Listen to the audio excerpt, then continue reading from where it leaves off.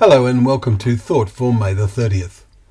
Our readings are Joshua chapter 16, Isaiah chapter 22 and Hebrews chapters 1 and 2. And our thought is, He has spoken to us by His Son. Today we started to read the letter to the Hebrews. It does not tell us who wrote it. It may well have been Paul. At the very end, chapter 13 verse 23, it comments that our brother Timothy has been released. Was Paul still alive then? One early tradition is that Barnabas wrote it, but it is not important to know for sure who wrote it, because it contains valuable testimony to the value of God's word in the Old Testament, and includes many quotations from the Psalms and how they foretold what God would accomplish. The opening two verses set out this very plainly. God spoke to our fathers by the prophets, but in these last days he has spoken to us by his Son, whom he appointed heir of all things. In the Old Testament times, God sent messages through prophets such as Isaiah, which we are presently reading.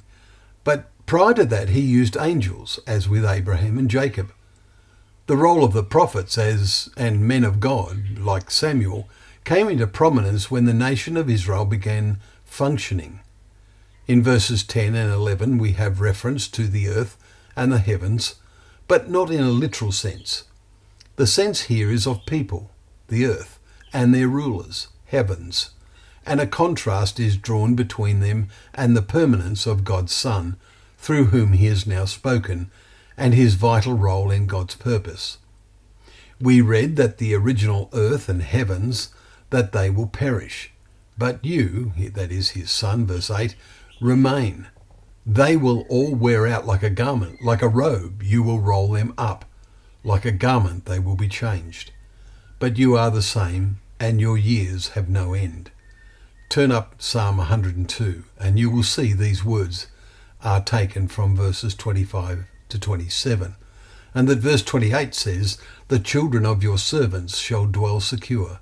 Their offspring shall be established before you." Children and offspring?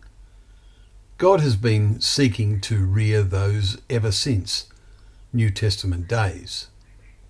Those who feed on God's word. Our world has become like a worn-out garment, ready to be rolled up and discarded by God. Finally, we noted how Hebrews chapter 2 starts, "Therefore we must pay attention to what we have heard, lest we drift away from it." And coming to verse 3, we see it is a straight personal question for us. How shall we escape if we neglect such a great salvation? We should all know the answer to that question. Well, thank you once again for joining us for Thought for the Day, where together we can open up the pages of God's Word, knowing that Word to be a lamp to our feet and a light to our path.